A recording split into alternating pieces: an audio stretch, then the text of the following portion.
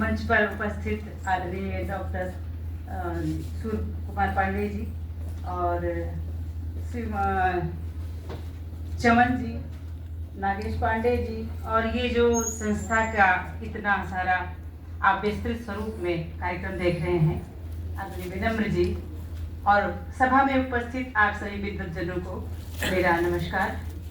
सबसे पहले मैं विनम्र बाल साहित्य संस्थान लखनऊ की ये जो नई एक शुरुआत हुई है, बहुत सार्थक और उपयोगी है और ये भविष्य के लिए बहुत गहरी नींव जो है डालती है, तो इसके लिए मैं आपको धन्यवाद देती हूँ, सबसे ज़्यादा बधाई देती हूँ।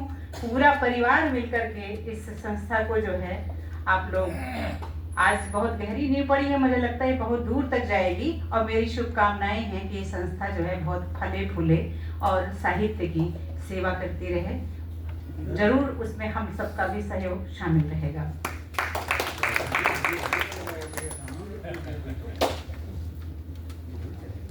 हमें जो सम्मान मिला है वो मिला है बाबूलाल शर्मा प्रेम जी पर। बाबूलाल शर्मा प्रेम जी इतना समृद्ध थे, इतना विपुल साहित्य उन्होंने लिखा है जिसमें से कहानियां, गीत, बाल कविताएं सभी हैं, जिसमें बाल भारती, नंदन, सरिता, धर्मयुग जितनी भी पत्रिकाएं निकलती थी वो सभी में वो छपते रहे। नवभारत में एक कतरन मुझे मिली, उसमें लिखा गया कि 20,000 रचनाएं उन्होंने की थी और 1935 में उनका जन्म हुआ था और 2016 में वो हम सब लोगों का साथ छोड़ गए। इस बीच उन्होंने बहुत समृद्ध जो है लेखन किया। उनकी कुछ जो है किताबें जैसे याद के बादल हैं और 2 किताबें उनकी और थी जो आंचल के फूल, ये बहुत प्रसिद्ध हैं। और उनकी जो एक रचना थी, रचना का नाम नहीं याद आ रहा, लेकिन वो जो है दक्षिण में किसी पाठ्यक्रम में लगा हुआ है। तो ऐसे समृद्ध साहित्यकार के नाम पर सम्मान पाना ये हमारे लिए बहुत गौरव की बात है और मैं उनको उनकी स्मृति को नमन करती हूँ और आदर के साथ उनको श्रद्धा के साथ याद करती हूँ। उनकी शुरुआत मैं करूँगी उन्हीं की एक कविता से।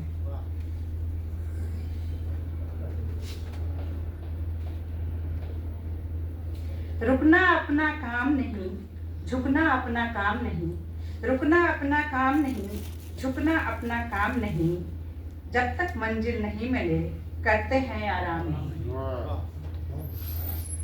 राहों के दीवाने हैं, बढ़ते सीना ताने हैं, राहों के दीवाने हैं, बढ़ते सीना ताने हैं, हंस हंस कर जीते हैं हम, रोने काले नाम नहीं।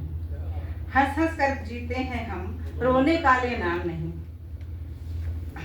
साथ समय के चलते हम, दीपक बनकर जलते हम, साथ समय के चलते हम, दीपक बनकर जलते हम, और डरना अपना काम नहीं।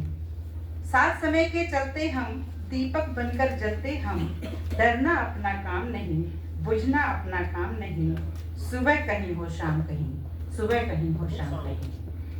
ये उनकी पंक्तियां हैं जिनके माध्यम से हम सभी प्रेरित होते हैं कि जब अच्छी अच्छी रचनाएं हम लोग पढ़ते हैं तो हम लोग कहीं से प्रेरणा लेते हैं कि इसमें क्या ऐसा था कि जिसको हम लोग सीख लें या कुछ अपने में भी उतार पाएं। तो बाबूलाल शर्मा प्रेम जी के उनके साथ संबंध में एक मैं इसमें छोटा सा सुनाना चाहूँगी कि लखनऊ बुक फेयर का जो है कार्यक्रम आयोजित था और स्मृति शेष डॉक्टर विनोद चंद पांडे जी की राय से हम लोगों ने कहा कि बाल साहित्य के कार्यक्रम कोई नहीं आयोजित होते हैं तो कुछ उस पर हम करना चाहते हैं। तो उन्होंने एक खाका बनाया और हम भी मिल करके तो ये हुआ कि बाल काव्य समारोह रखा जाए जिसमें बच्चों को वो जो अपना स्वरचित चाहे कहानियाँ लिखें चाहे कविताएं लिखें, वो जो भी लिखें उनको एक साथ वरिष्ठ साहित्यकारों के साथ बाल साहित्यकारों के साथ एक मंच पर लाया जाए और उनको भी उन्हीं के साथ, ऐसा नहीं कि उनको पहले पढ़ा करके बिठा दिया गया, वो बीच बीच में पढ़ते रहेंगे और एक साझा कार्यक्रम हो तो हमको बहुत सुहाया ये, और हमने इस कार्यक्रम का आयोजन, एक श्रृंखला शुरू करी और इसको मैंने 10 वर्षों तक किया। और बुक फेयर में मतलब 2 होते थे, एक साल में 2 आयोजन होते थे और दोनों में ही बाल कार्यक्रम रखे जाते थे। उसी कड़ी में जितने बड़े साहित्यकार थे, बाल साहित्यकार के, लगभग लखनऊ के तो सभी ही आए जो कविता लिखते थे खास तौर से। तो एक बार बहुत मन में हुक उठी कि जो पुराने लोग हैं और नहीं आ पा रहे हैं उनके सानिध्य में होना चाहिए। तो हमें नाम बताया अनिल मिश्र जी ने कि बाबूलाल शर्मा प्रेम जी अगर आ सकें तो बहुत अच्छा होगा।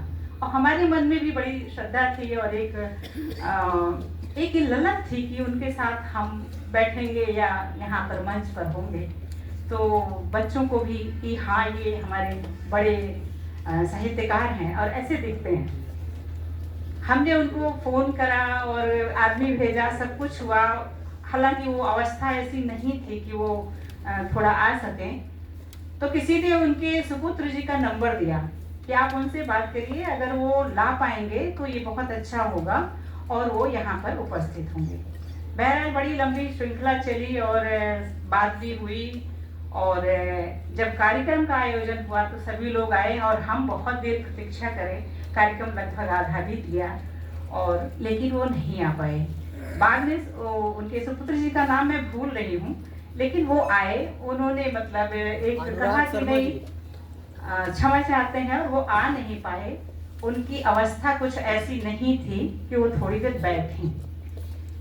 ये 2014 की बात है और 2016 में शायद उनको साहित्य भारती मिला था। 2016 में साहित्य भारती मिला था और 2016 का साहित्य भारती का सम्मान लेने वो यहाँ पर नहीं आ पाए थे। उसके पहले ही हाँ उनकी जो है असमय कह लेंगे उसको, और उसी चोट की वजह से वो हमारे बीच नहीं मिले। तो एक हाँ ठीक है, हम लोग के सानिध्य में तो नहीं था, लेकिन उनकी जो रचनाएं थी वो इतनी जिसको कहते हैं दिव्य। दिव्य इस सेंस में कहेंगे कि प्रकृति, पौधे, नदी, पर्वत, जानवर, इन सब बिंबों के माध्यम से बिना उपदेशात्मक हुए, उपदेश के रूप में कोई शिक्षा वो नहीं देते थे, उन सब के माध्यम से बिना कुछ कहे कहानी खुद जो है एक सीख दे जाती थी। तो वो एक बड़ा वो अच्छा लगता था। तो ऐसे लेखक को मैं आज फिर से याद करती हूँ और उनके नाम पर ये जो कि मुझे सम्मान मिला है तो मैं उसके लिए बहुत बहुत आभारी हूँ। और मैं अपनी एक रचना, समय ज़्यादा नहीं लूँगी, कहानी तो लंबी होती है, एक छोटी सी कविता सुना के मैं अपना जगह लूँगी। सोने सा देश, चमचम सोने सा यह देश, चमचम सोने सा यह देश, सबका अलग अलग है वेश, सीना खड़ा हिमालय ताने, देश विदेश सभी पहचाने। चमचम सोने सा यह देश, सबका अलग अलग है वेश, सीना खड़ा हिमालय ताने, देश विदेश सभी पहचाने। जन औषधि वन औषधि की धरती जननी, संस्कृत भाषा है मन पहनी, विविध भांति की बोली बानी, संस्कृतियों की चूनर धानी। सीमा पर प्रहरी ललकारें, पूजा घर गूंजे जयकारे, सीमा पर प्रहरी ललकारें, पूजा घर गूंजे जयकारे, सूरज चंदा किरने उतरे, ऋतुएं हंसे अन्न सब उभरें। और सिंधु यहाँ गरजे गुर्राए, सिंधु यहाँ गरजे गुर्राए, सुनकर दुश्मन भी थर्राए, गगन पवन बादल मिल बरसे, हरियाली तन मन से हरसे।